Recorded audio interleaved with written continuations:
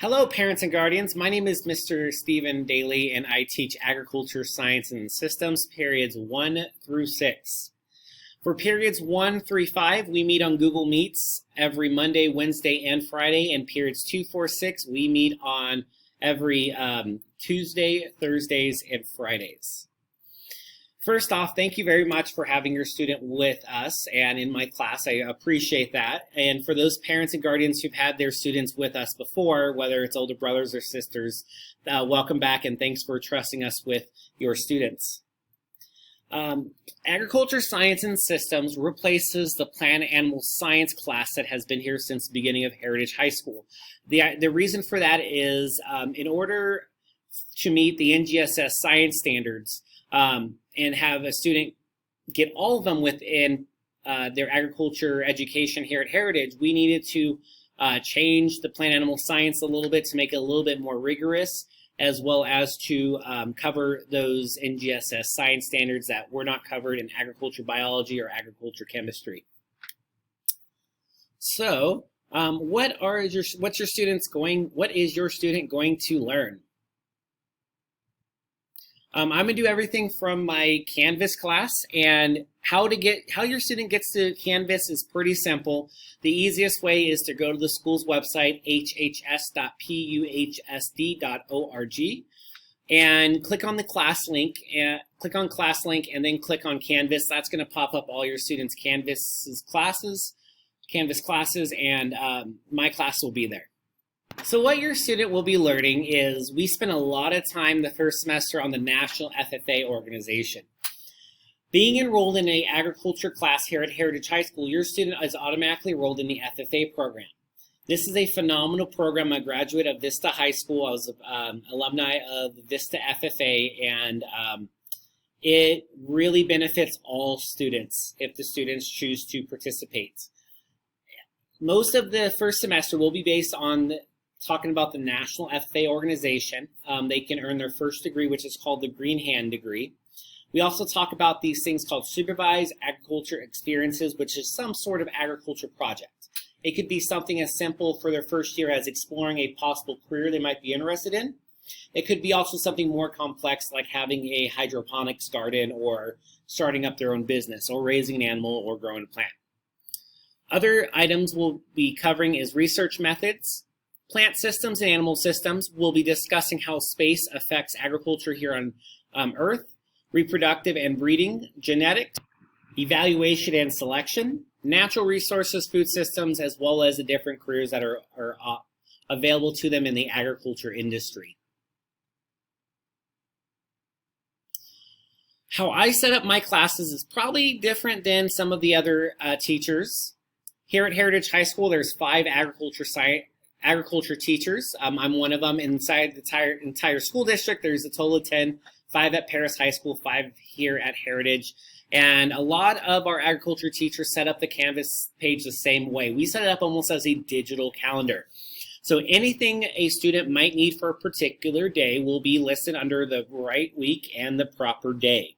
So if a student is absent, if they're just having a bad day, they're able to access everything they may need. An example I'll just pull up. I think this was a syllabus quiz. Yes. So as an example, Thursday, August 13th, we did a short syllabus quiz based on the syllabus. The instructions will be there. Any kind of links to the assignments, any kind of links to the slides, any kind of links to a document they may copy is all going to be on that specific day.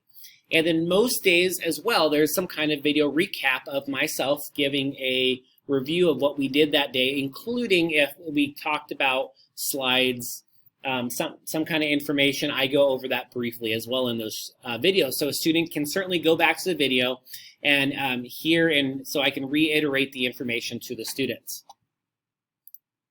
As being part of the Heritage Agriculture Program as well, in fact, any agriculture program here in California that's involved in FFA, a student is required to participate in FFA. We break it down as 10% of their grade is going to be based off these activity points. FFA is intracurricular, so it's going to be part of the student's grade. And normally, all the events are held here on campus. since we're doing distance learning, we got pretty creative, and we also cut down the amount of FFA points by half. So instead of 100 each grading period, or 300 for the semester, this semester we're requiring 150 for a semester, or how that breaks down is 50 each grading period. Now, there are 3 different opportunities that your student can participate in. They are welcome to do a mix of them as well. We have our monthly chapter meetings. Those are worth 25 points. Remember, your student needs 50 each grading period. Chapter spirit days, and this is my favorite to tell students about. It is the at-home FFA activity points.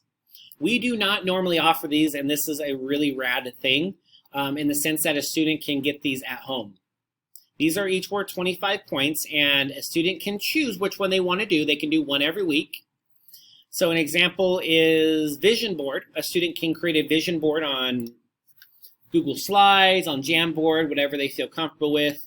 And it's going to be about their goals, their dreams, their values, and then they email it to me.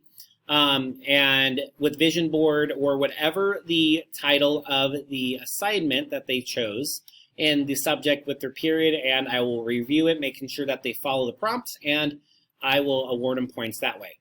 Biggest thing is make sure that students fulfill the prompt requirements. So if it says 16 sentences, I will be counting about 16 sentences. I will be counting 16 sentences in there. Theoretically, a student could do one of these every single week for 6 weeks for 150 points, and they have all the points they need for the entire semester. But again, they are welcome to do a combination of these.